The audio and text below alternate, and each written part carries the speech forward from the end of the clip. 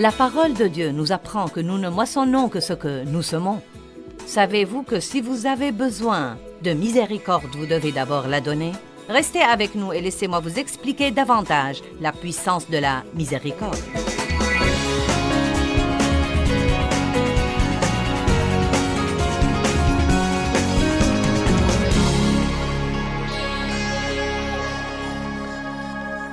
Ce n'est pas que les gens qui ne sont pas chrétiens ne peuvent jamais porter du bon fruit parce qu'ils le portent. Même Hitler avait des moments de gentillesse.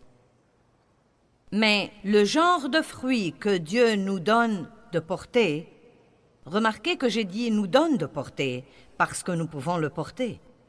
Peut-être que nous n'en avons pas envie, peut-être que nous ne le voulons pas, mais nous pouvons le porter car Dieu a mis en nous le fruit de l'esprit. Maintenant, les dons ont été donnés, le fruit doit être développé.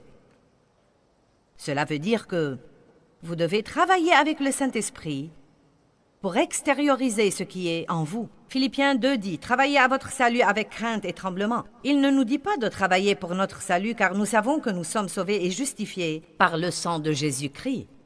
Donc, que veut-il dire? Il veut dire que vous coopérez avec le Saint-Esprit, qui vous est donné à la régénération, pour aider à vous rendre saint dans votre comportement. C'est pourquoi il s'appelle le Saint-Esprit. Non pas seulement l'Esprit de Dieu, mais le Saint-Esprit vient demeurer en nous pour que nous apprenions le comportement saint, le comportement pieux.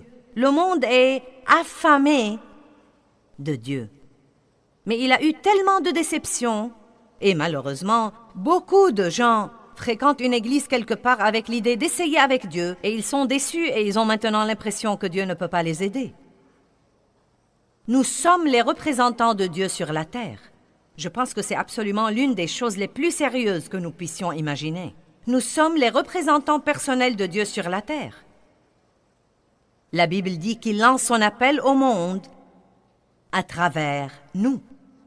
Nous sommes des lumières dans un lieu obscur. Et laissez-moi vous dire une chose. Ce que vous croyez est évidemment très important. Vous ne pouvez pas être sauvé sans avoir les bonnes croyances.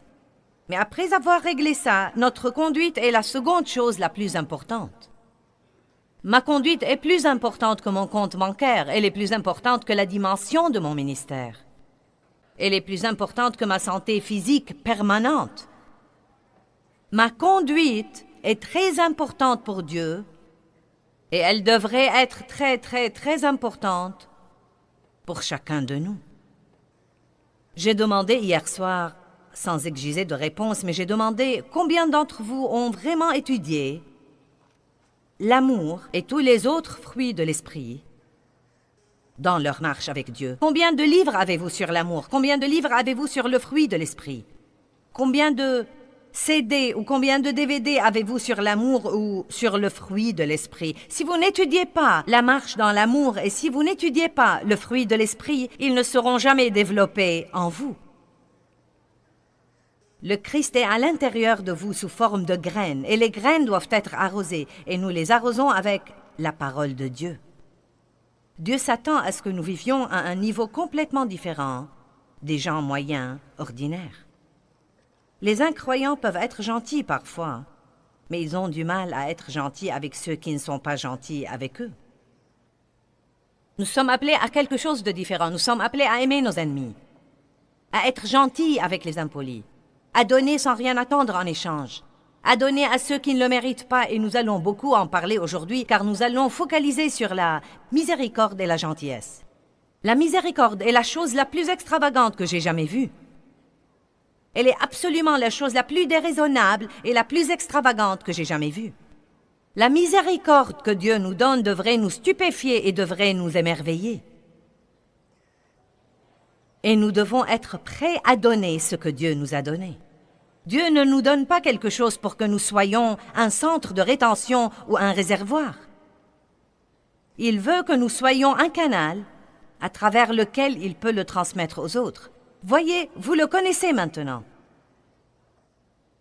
Vous vous instruisez, mais il y a tout un monde plein de gens ignorants et sans éducation et qui ne savent rien. Et Dieu veut que nous soyons leur sermon vivant. Un sermon vivant. Un sermon vivant est différent d'un sermon de parole. Nous devons montrer quelque chose aux gens. Vous êtes une lumière dans votre lieu de travail. Vous êtes une lumière dans votre quartier. Vous avez un travail à faire. Dieu nous donne la capacité d'être paisible dans la tempête, d'être joyeux quand Dieu dit non. C'est tellement libérateur de pouvoir être joyeux quand Dieu dit non. Amen. Seuls les petits-enfants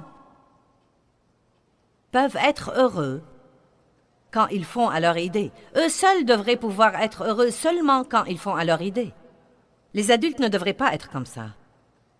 Nous devons faire confiance à Dieu et dire « Je te demande ceci, et si tu me le donnes, je serai ravi. Mais si tu ne le fais pas, je saurai que ce n'est pas maintenant la meilleure chose pour moi. Je te demande une chose que je trouve bonne, mais qui n'est peut-être pas bonne. Je te fais confiance. Que veut dire faire confiance à Dieu? Cela veut dire que nous ne piquons pas une crise quand il dit non. Nous ne nous remplissons pas d'apitoiement sur soi et nous ne passons pas une semaine dans la dépression car nous n'avons pas eu ce que nous croyions que nous voulions.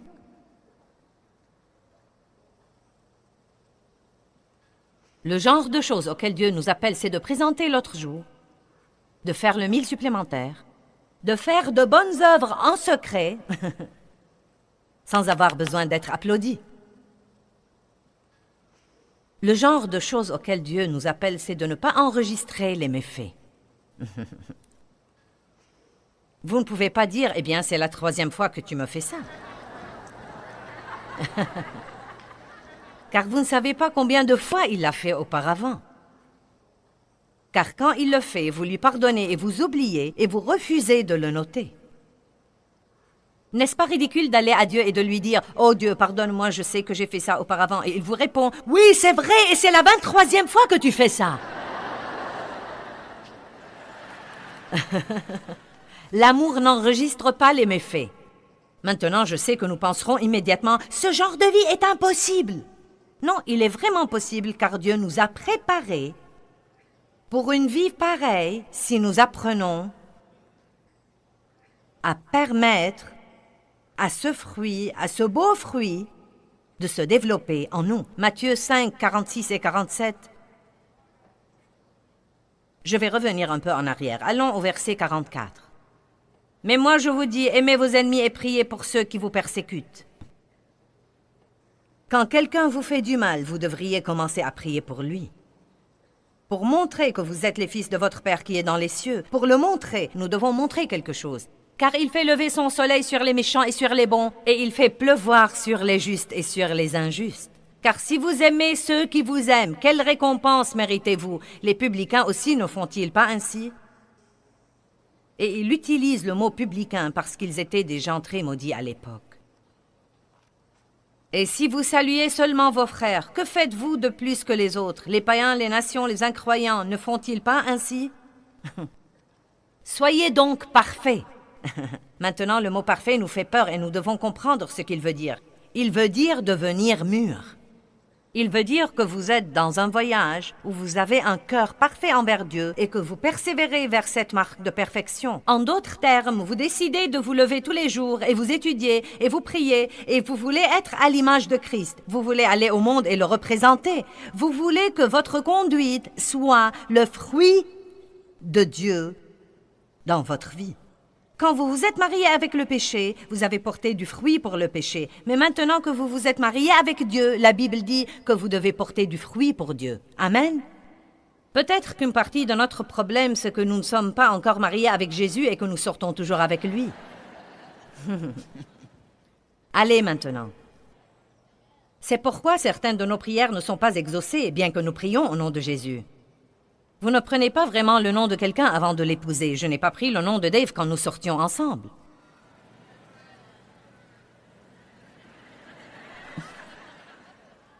Oh, mais quand j'ai finalement pris cet engagement complet, quand je me suis mariée, jusqu'à ce que la mort nous sépare, pour le meilleur et pour le pire, maladie, santé, une chose merveilleuse s'est produite. Je n'avais pas de voiture, Dave en avait une. Et dès que nous nous sommes mariés et que j'ai dit oui, j'avais une voiture. Ouh! Je n'avais pas d'argent, Dave en avait. Et dès que nous nous sommes mariés, j'avais de l'argent. Vous ne devriez pas vous contenter de sortir avec Jésus, vous devriez lui dire oui.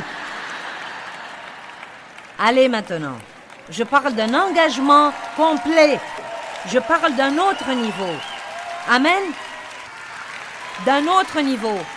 Maintenant, voyez, quand je sortais avec Dave, je pouvais toujours faire ce que je voulais. Sans demander sa permission. Si je voulais dépenser de l'argent que je n'avais pas. Je ne devais pas demander sa permission si je voulais aller quelque part. Je ne devais pas me soucier de ce qu'il voulait pour le dîner. Je pouvais absolument faire tout ce que je voulais. Mais quand vous vous mariez, les règles changent. Et c'est en grande partie la raison pour laquelle les gens ne veulent pas dire ce « oui » définitif. Voyez, quand vous dites oui à Dieu, vous ne savez même pas à quoi vous dites oui. Car avec Dieu, il y a tout un tas de mystères. Et la vérité, c'est que quand vous vous mariez avec quelqu'un, vous ne savez pas exactement à quoi vous dites oui. Allez maintenant. Ne soyez pas tiède. Un pied dans le royaume et un pied dans le monde. Assez de Jésus pour rester hors de l'enfer, mais pas assez pour marcher dans la victoire. Allez. C'est l'heure de prendre un engagement complet. Un engagement complet! Et une partie de cet engagement signifie que vous n'avez pas le droit de vous conduire comme le monde. Le monde peut commérer et juger et critiquer, mais vous renoncez à ce droit quand vous dites oui. Il y a des choses des plus extravagantes dans la Bible. Regardons Luc chapitre 6.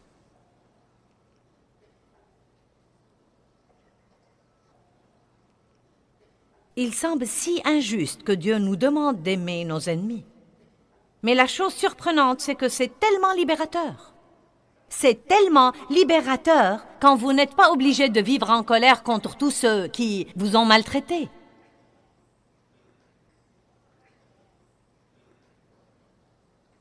Luc chapitre 6, versets 32 et 33. Si vous aimez seulement ceux qui vous aiment, quel mérite aurez-vous? Car même les pécheurs en font autant. Et si vous êtes gentils et bons et que vous faites du bien à ceux qui sont gentils et bons envers vous et qui vous font du bien, quel gré vous en saura-t-on? Car même les pécheurs en font autant. Et si vous prêtez à intérêt dans l'espoir de récupérer, vous ne serez pas applaudis pour ça. Jésus a dit, « Mais moi je vous dis, verset 35, aimez vos ennemis, soyez gentils. »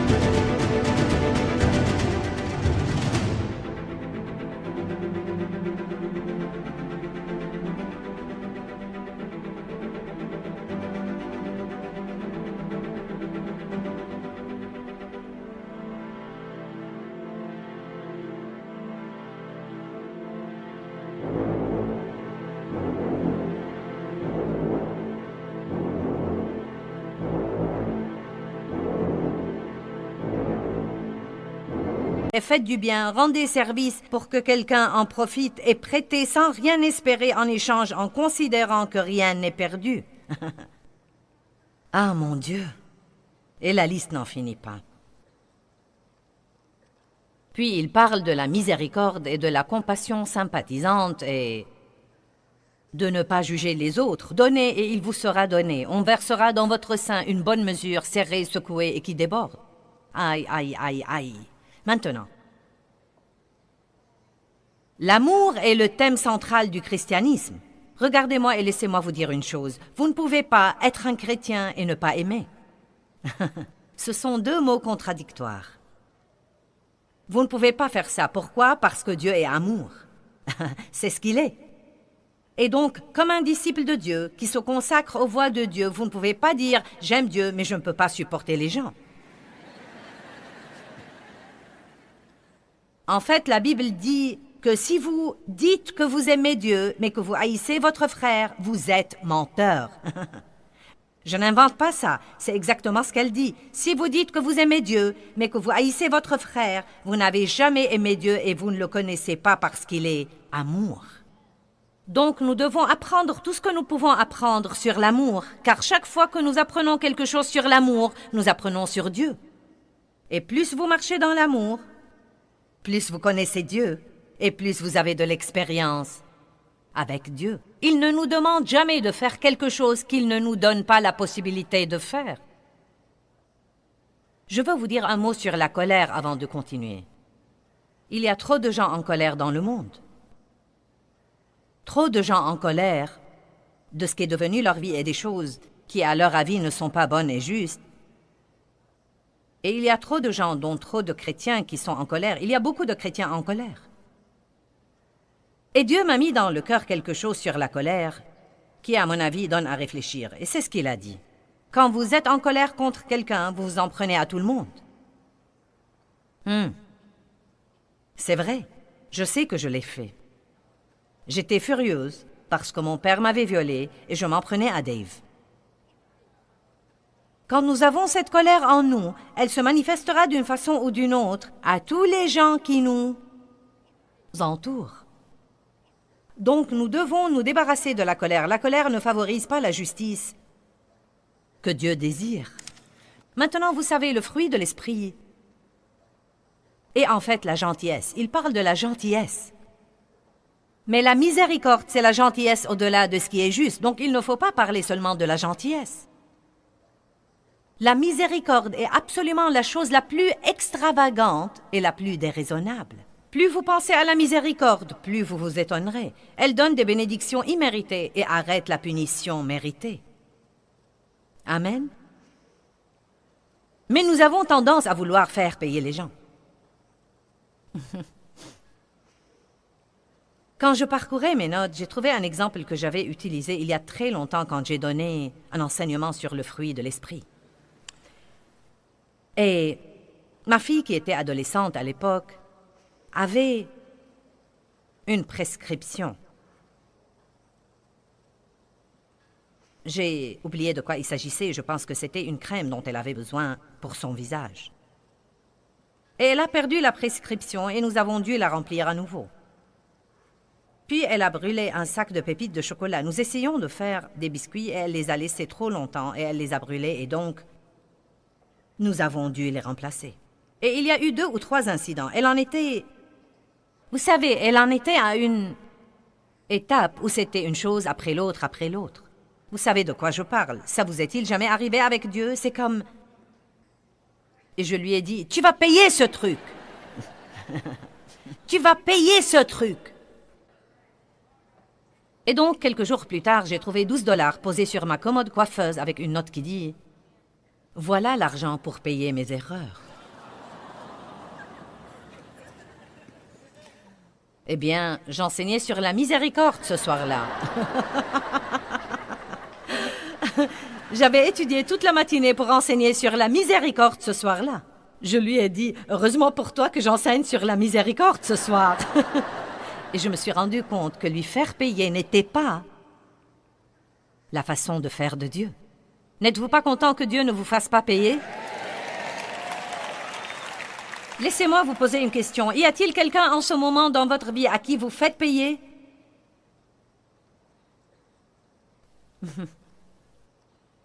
Vous savez, j'ai finalement dû me rendre compte que quand je me fâchais contre Dave, et même quand je refusais de lui parler, c'était une façon de lui faire payer.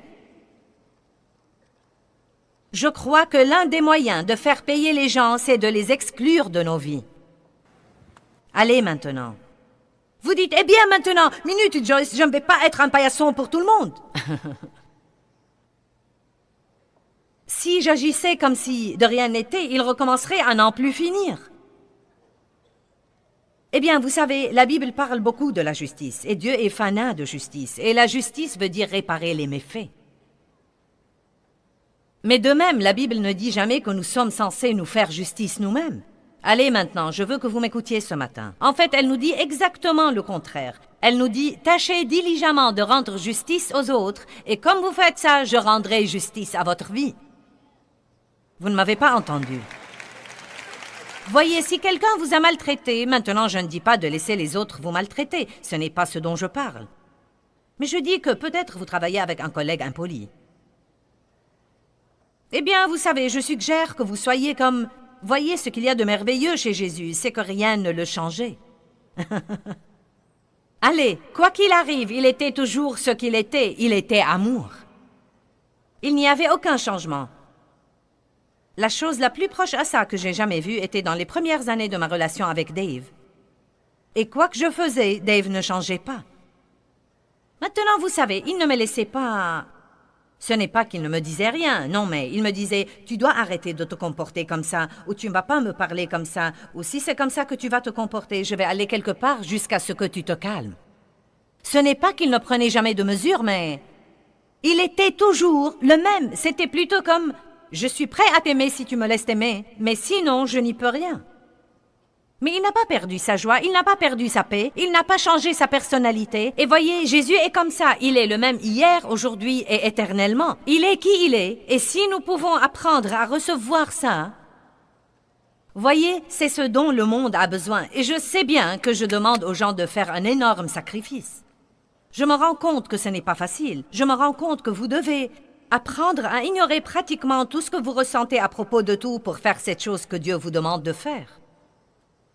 Mais laissez-moi vous demander, Jésus a-t-il ignoré ce qu'il ressentait quand il est allé à la croix? Allez, la Bible dit que dans Gethsémani, ce qui allait arriver a causé à Jésus une telle pression sur sa pensée que sa sueur est devenue comme des grumeaux de sang comme il y pensait. Je ne pense pas que nous ayons abordé quelque chose d'aussi dur jusqu'à présent. Je crois que nous pourrions parler à notre collègue impoli. Et je vous dirai quelque chose que Dieu m'a montré et que je trouve très efficace. Et c'est que si vous souriez aux gens qui n'ont pas été gentils avec vous, juste un petit sourire en dira long. Et vous savez quoi? Je crois que Dieu nous sourit aujourd'hui. Et je pense qu'il veut nous apprendre à sourire à plus de gens, car le sourire veut dire l'acceptation et l'approbation. Un sourire veut dire « je te réintègre dans ma vie ». Oh, j'aime ça. Peut-être que vous avez un collègue qui a été impoli avec vous hier et au lieu de le regarder de travers, vous pourriez juste...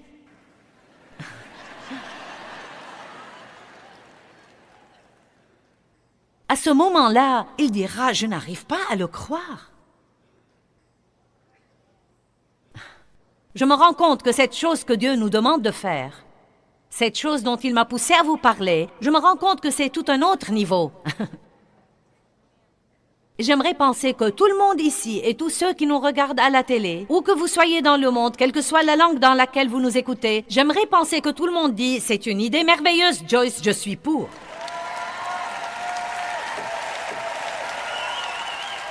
Et vous savez quoi? Si ceci se produit vraiment, vous savez, si tous ceux qui se font appeler chrétiens commencent vraiment à porter le fruit du christianisme, je pense que le monde changera radicalement et très rapidement et que dans peu de temps, le travail de Dieu sera fini sur la terre et nous pourrions tous aller au ciel et commencer notre fête éternelle.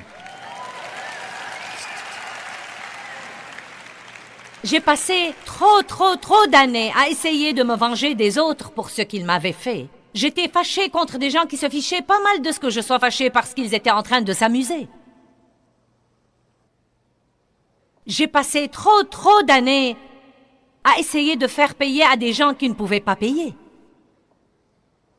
Car vous savez, la vérité, c'est que beaucoup de ce que les gens vous prennent, ils n'ont pas la capacité de vous le rendre. Mon père m'a pris l'innocence de mon enfance par les abus sexuels et il n'a pas pu me la rendre.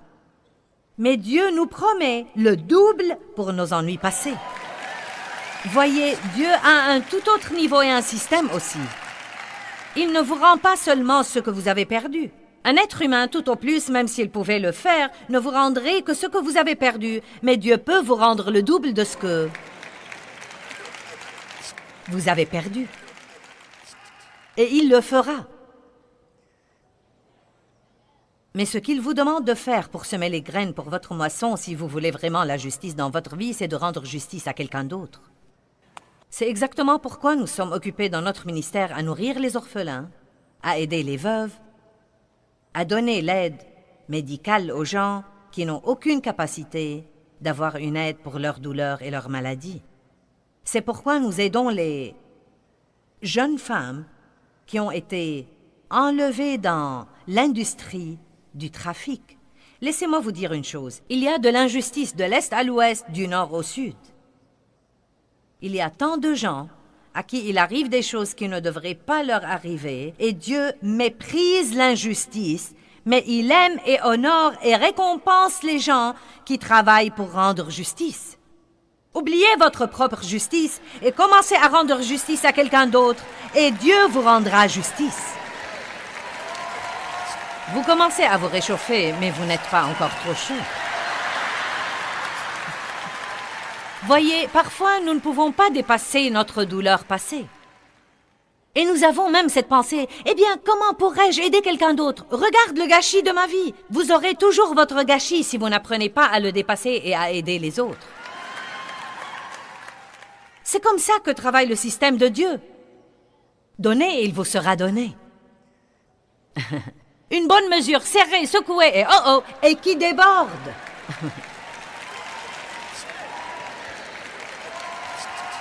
Il dit, écoutez, apportez 10% de ce que vous avez pour m'honorer, et je vous ouvrirai les écluses des cieux, et je répandrai la bénédiction.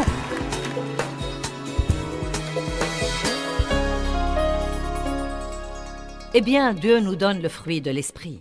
Et deux d'entre eux sont la miséricorde et la bonté, et elles vont toujours de pair. Et elles sont vraiment au cœur de la réaction de Dieu à notre échec et à notre péché. Quand nous reconnaissons nos péchés et que nous les confessons, il nous donne la miséricorde et il est bon envers nous. Et tout ce que Dieu nous donne, il veut que nous le donnions aux autres à notre tour. Je veux vraiment vous encourager à apprendre autant que vous pouvez sur le fruit de l'esprit. Croyez-moi, c'est si important. Amour, joie, paix, patience, bonté, bienveillance. Qui ne voudrait pas de ces choses-là?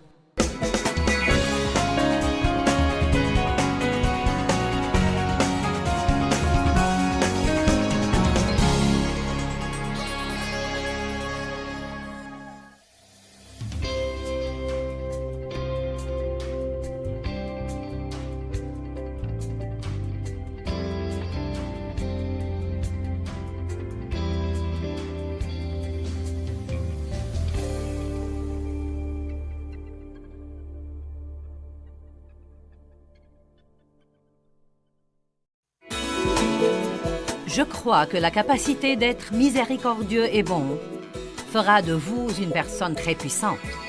Restez avec nous aujourd'hui et découvrez pourquoi c'est vrai d'en jouir de la vie de tous les jours.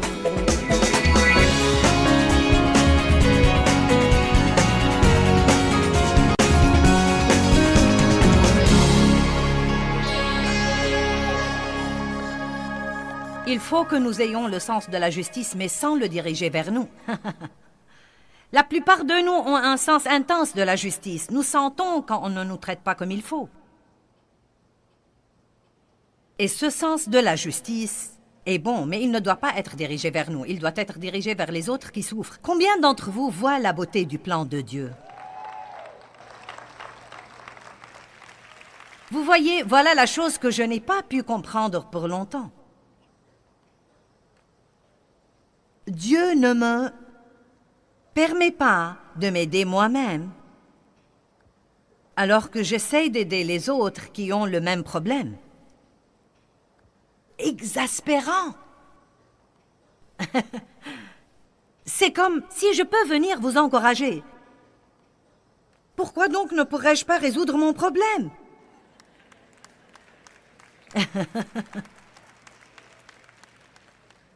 Dieu veut que nous aidions les autres et à ce moment-là, il nous aide. Il nous aide, vraiment. Ma fille faisait la queue un jour pour pouvoir payer quelque chose. Et l'employée était très grognonne, grognonne, grognonne. Ma fille s'est dit, mince alors, elle rembarre tout le monde. Et elle s'est dit, j'ai mon plan. Si elle croit qu'elle va me parler comme ça et s'en tirer, elle va avoir ce qu'elle mérite. Quand ce sera mon tour, je vais lui dire, tu es vraiment impoli et tu ne devrais pas travailler ici et traiter les clients de cette façon. Préparez-vous parfois votre discours? Oh oui! Ouh! Heureusement que les gens ne peuvent pas lire nos pensées. Eh bien, je vais t'apprendre une ou deux choses. Et elle a dit que plus elle s'approchait, plus Dieu commençait à lui parler. Tu n'as aucune idée de ce qu'endure cette femme. Tu n'as aucune idée de ce qui se passe dans sa vie et la pousse à se comporter de la sorte. Au lieu de la gronder, pourquoi ne pas chercher un des livres de ta mère et le lui donner? Parce qu'elle garde mes livres dans sa voiture tout le temps comme un matériel à donner aux gens souffrants qu'elle rencontre ou aux gens qu'elle sent que Dieu lui dit de les bénir avec. Et donc, elle est sortie de la queue, ce qui signifiait qu'elle devait y revenir et attendre à nouveau. Voyez, l'amour est un sacrifice. Il va vous coûter quelque chose. Maintenant, beaucoup de gens ne l'auraient pas fait et diraient « Eh bien, je ne peux pas perdre ma place. » Amen. Vous m'avez entendu, elle est sortie de la queue, allée à la voiture, chercher le livre, revenue à la queue, a dû attendre à nouveau. Et quand c'était son tour, elle a dit à la dame, « Tu sais, on voit bien que tu as passé une mauvaise journée et je ne sais pas ce que tu traverses, mais sache que Dieu t'aime. Et ma mère est une auteure chrétienne et j'aimerais te donner ce livre. Et quand tu en auras le temps, lis-le, il te remontera le moral. » Oh, eh bien, merci. Vous voyez, vous avez la capacité de renverser la situation.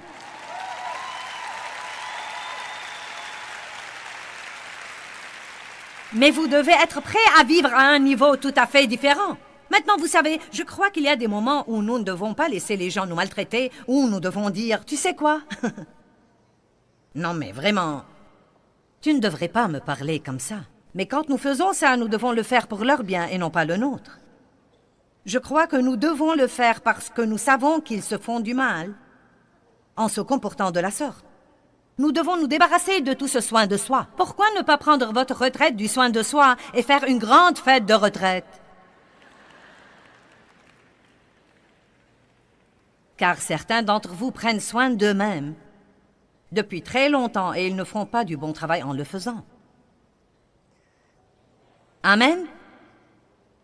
Allez! Vous savez, une des raisons pour lesquelles nous voyons un comportement tellement ridicule dans le monde aujourd'hui, c'est que le monde est devenu fou. Non mais, les gens sont plus égarés que jamais. Il y a plus de dévices sexuels que jamais. Il y a plus de douleurs, plus de divorces, plus de drogue. Il y a tout ce qui fait mal aux gens, plus que jamais auparavant. Et je crois que nous ne pouvons vraiment pas imaginer la douleur que nous rencontrons tous les jours quand nous sortons. Mais vous savez quoi? Vous ne vivez pas à cette époque, en ce temps, par hasard. Vous êtes là pour un temps comme celui-ci et moi aussi. On a dit à Esther, quand on lui a demandé une chose difficile, « Tu es là pour un temps comme celui-ci. » Et ne pensez pas un seul instant que Dieu ne fera pas faire le travail. Si vous ne le faites pas, il le fera à travers quelqu'un d'autre. Mais Dieu nous donne l'occasion d'être des lumières brillantes dans un monde obscur. Il nous donne l'occasion d'avoir une joie que les gens ne comprennent vraiment pas. Soyons-en au point où le diable ne peut pas nous contrôler et nous manipuler. Je ne veux pas me lever tous les jours et attendre que le diable me dicte mon humeur et attendre pour voir ce qu'il va faire dans ma vie. Je veux décider à la fin.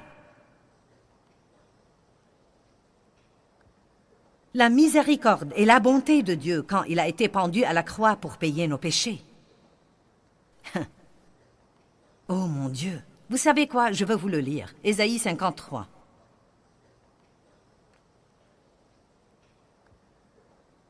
Mon Seigneur.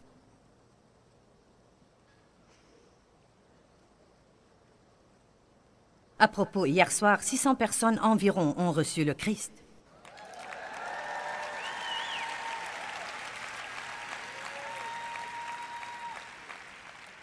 Ésaïe 53, 3 à 7. Écoutez ça. Méprisé et délaissé et abandonné des hommes, homme de douleur et de chagrin et habitué à la souffrance, semblable à celui dont on détourne le visage, nous l'avons dédaigné, nous n'avons fait de lui aucun cas, et nous n'avons eu pour lui aucune estime. Certainement, il a porté nos souffrances, maladies, faiblesses et détresse, et s'est chargé de nos douleurs, de notre châtiment, et nous l'avons par ignorance considéré comme battu, frappé de Dieu et affligé comme si de la lèpre. Mais il était blessé pour nos péchés, il était meurtri pour nos iniquités, et le châtiment nécessaire pour obtenir notre paix et notre bien-être est tombé sur lui, et par ses meurtrissures nous sommes guéris et rétablis. Wouh! Alléluia! Maintenant, il ne faut pas nous contenter de prendre.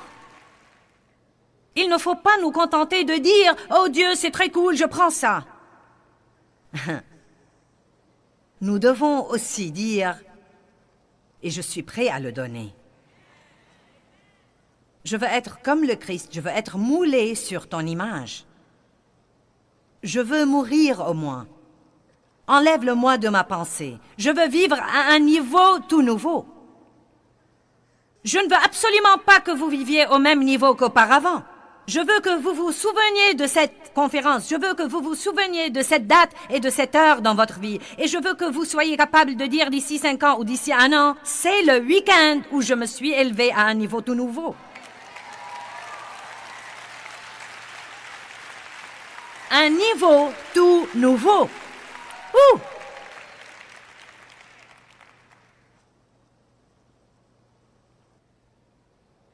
Verset 6. Il dit, « Nous étions tous errants comme des brebis, chacun suivait sa propre voie, et l'Éternel a fait retomber sur lui l'iniquité et le châtiment de nous tous. » Vous savez, il se peut que Dieu vous mette de temps à autre dans un lieu où vous serez entouré par des gens de mauvaise et méchante humeur.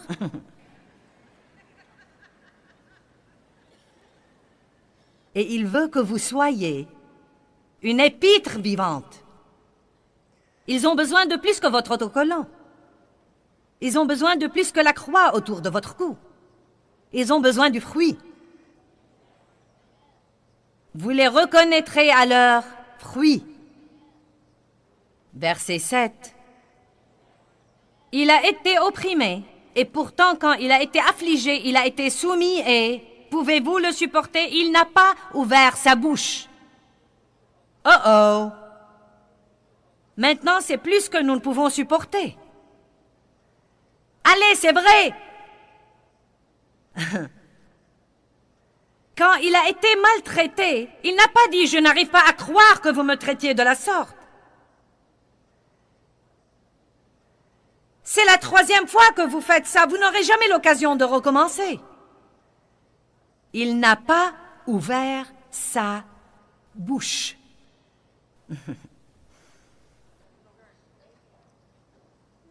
Comme un agneau mené à la boucherie, et comme une brebis muette devant ceux qui la tondent, il n'a pas ouvert sa bouche.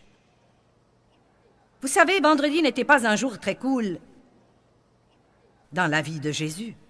Et pourtant, il l'était. Vous savez, nous avons dernièrement célébré Pâques. Et une femme m'a dit... Elle a fait cette remarque. Je ne pense pas qu'elle savait que j'étais pasteur. Elle a dit, c'est le triste et mauvais vendredi. Et je ne l'ai pas dit car je ne pensais pas qu'elle le comprendrait vraiment, mais j'ai commencé à dire, pas vraiment. Car vous ne pouvez pas avoir dimanche sans vendredi. Allez, maintenant je veux que vous compreniez ceci. Écoutez, certains d'entre vous cherchent cette résurrection dans leur vie, mais vous n'êtes pas encore arrivé à vendredi. Vous n'avez pas compris.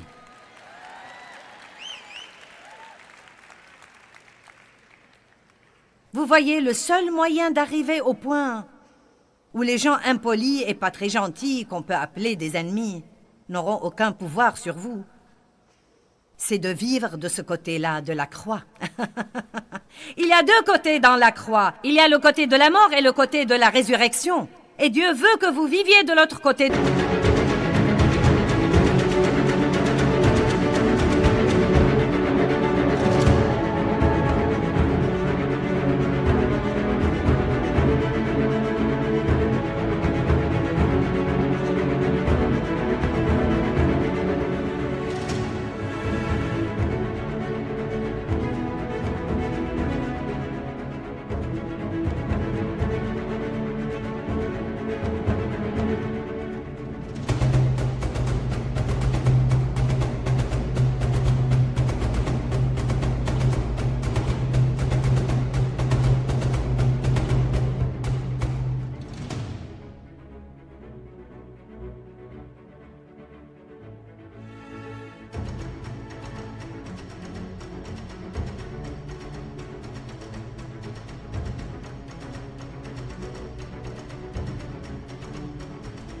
De la croix. Il veut que vous viviez du côté de la résurrection.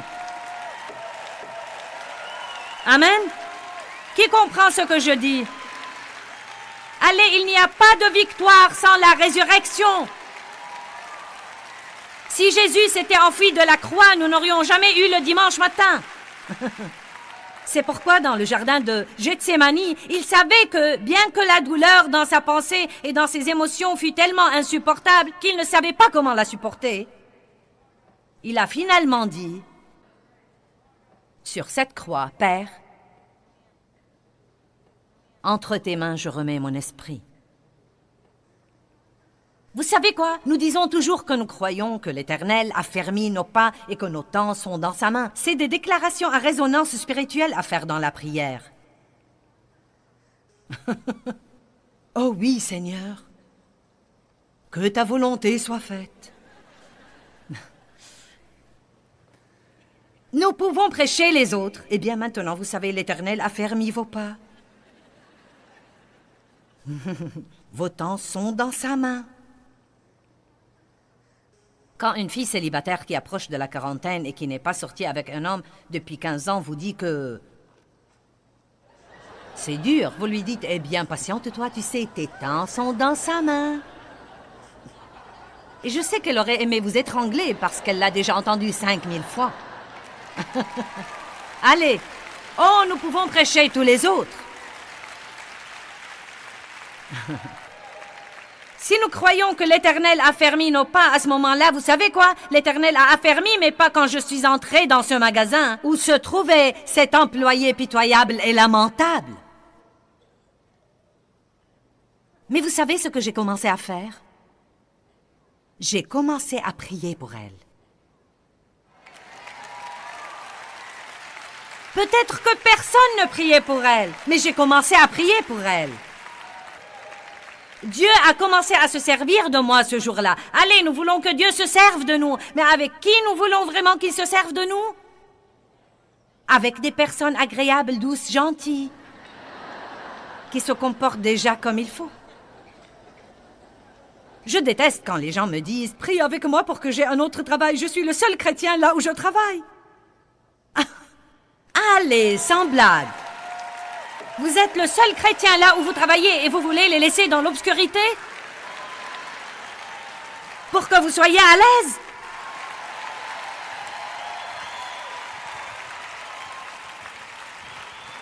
Oh, Sœur Joyce, je sens que je suis vraiment à bout. Je suis le seul chrétien dans toute ma famille. Je rends grâce à Dieu pour vous. Ils ne sont pas dans l'obscurité totale. Arrêtez de les prêcher et commencez à leur montrer quelque chose. Ne vous conduisez pas comme un dingue de religion, mais ayez le fruit de l'esprit. Quand vous êtes sauvé, votre pensée n'est pas enlevée, elle est renouvelée.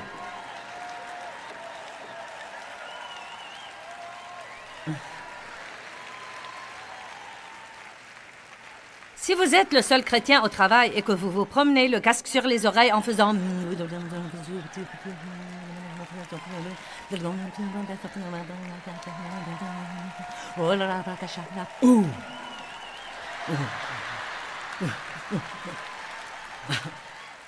Eh bien oui! Ils vont croire que vous êtes fou.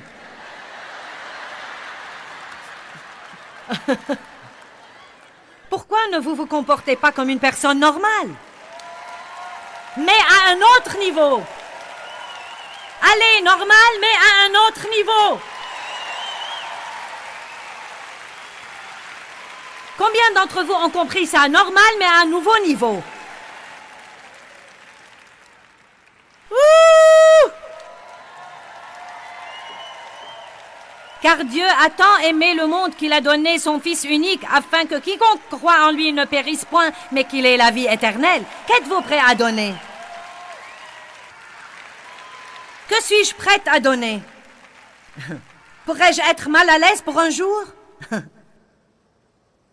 Pourrais-je pardonner à quelqu'un qui m'a blessé? Vous savez quoi? Dieu m'a dit il y a des années une chose qui m'a aidé énormément et que j'ai beaucoup partagé beaucoup de fois. J'avais vraiment du mal à surmonter ce que mon père m'avait fait. Et non seulement ce qu'il m'avait fait, mais encore le fait que ma mère ne m'eût pas aidé. Et Dieu m'a simplement dit, les gens qui souffrent font souffrir les autres. Et vous voyez, une partie de la marche dans l'amour, c'est de ne pas soupçonner le mal. Et c'est plus facile de donner la miséricorde aux autres si vous ne soupçonnez pas le mal. Vous savez, peut-être qu'ils ne se sont pas levés ce jour-là avec l'intention de vous blesser et vous rendre misérable. Il y a sûrement quelque chose qui se passe en eux. Ma mère avait des craintes. Elle ne savait pas affronter le scandale. Personne ne parlait à l'époque de ces vices sexuels exercés sur les enfants. On n'entendait jamais parler d'inceste. Personne n'en parlait. Les gens ne divorçaient pas. On arrangeait les choses. Elle ne savait que faire. Elle ne savait vraiment que faire.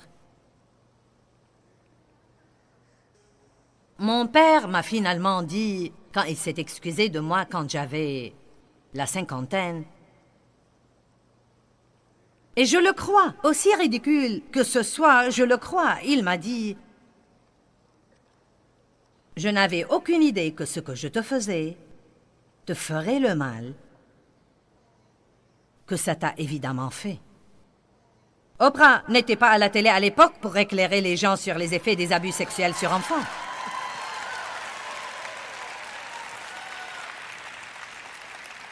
Mon père a grandi dans une atmosphère où il y avait une opinion complètement fausse et inappropriée sur le sexe. Maintenant, était-il coupable, lui? Savait-il que c'était mauvais? Absolument. Il le savait, sinon il ne l'aurait pas caché.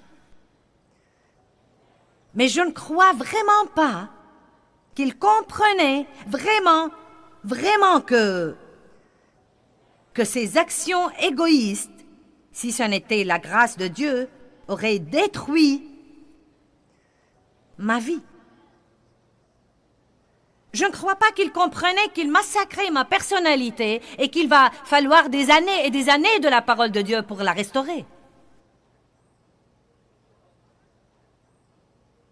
Il avait besoin de Christ. Mais il a été élevé par un homme qui se faisait appeler chrétien et qui était méchant envers sa famille. Donc, il ne voulait rien avoir avec Dieu parce qu'il a vu cet exemple et ce n'était pas ce qu'il voulait. Il n'avait pas beaucoup de respect pour les chrétiens parce qu'il en a vu trop d'hypocrites. Allez, tout le monde, écoutez-moi. Concentrez-vous. Je vais vous dire ce que j'ai à vous dire et vous n'allez pas le manquer.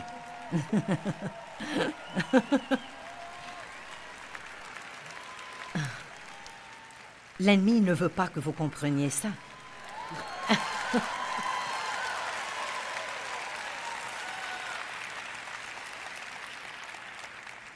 Oui, il était coupable, mais je n'avais pas à lui faire payer. C'est la responsabilité de Dieu. C'est le travail de Dieu. Et si Dieu veut lui donner la miséricorde s'il est prêt à changer, qui suis-je pour la lui refuser? Je ne suis pas Dieu, vous n'êtes pas Dieu. Mais ce n'est pas juste. Mais il était blessé pour nos péchés, meurtri pour nos iniquités. Notre châtiment est tombé sur lui. Et par ses meurtrissures, nous sommes guéris. Ce n'est pas juste non plus. Allez, vous voulez parler de la justice? Ce n'était pas juste. Et je sais, vous m'avez peut-être entendu raconter cette histoire, mais je ne peux pas résister à la tentation.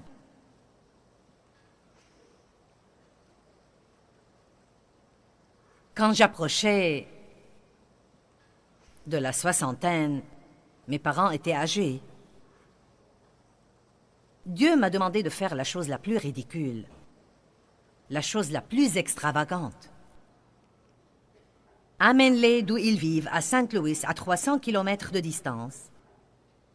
Achète-leur une maison et prends soin d'eux jusqu'à leur mort. Ça ne peut pas être de Dieu. Ça ne peut pas être de Dieu. Car faire ce qu'il demandait coûterait tout l'argent que nous avions économisé. Et je ne voulais pas ça. Et il n'y avait aucune raison pour ça. Et il ne le méritait pas. Et ce n'était pas juste.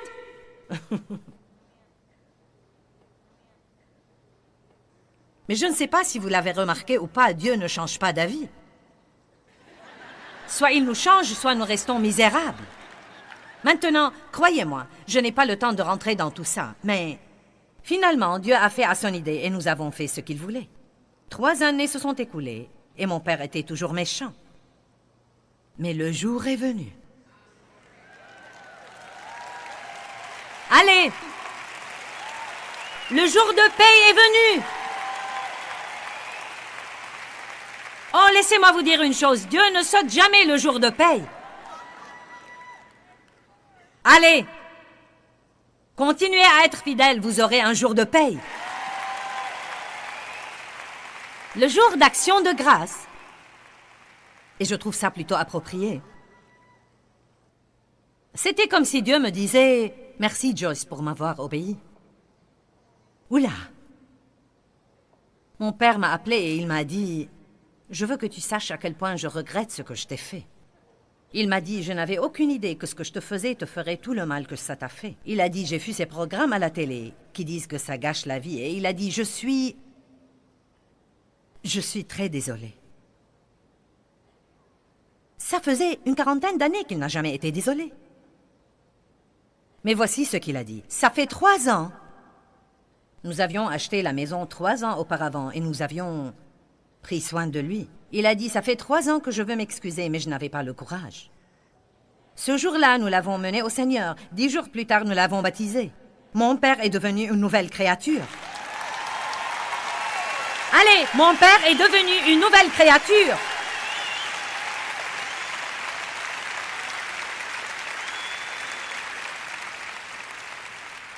Quelqu'un devait lui montrer l'amour de Dieu. Il n'a pas compris. Vous savez ce qu'il a dit à mon mari? Il lui a dit « Je ne peux pas comprendre du tout. Comment tu as pu me traiter si bien toutes ces années? » Il a dit « La plupart des hommes m'auraient tué. »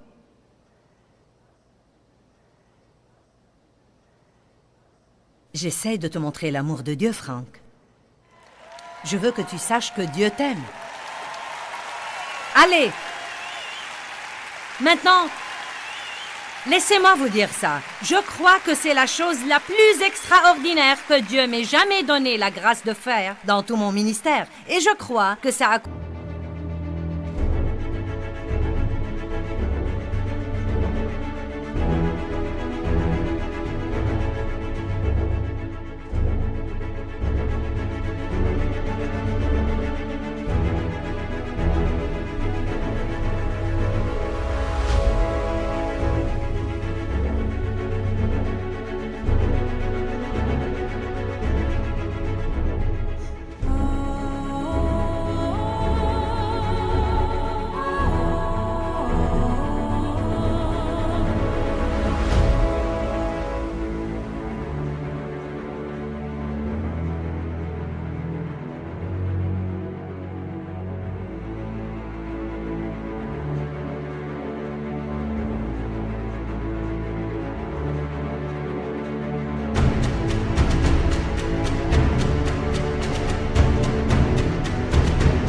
causé plus de dégâts au royaume des ténèbres que n'importe quelle autre chose que je pourrais jamais faire. Et maintenant, je peux en témoigner.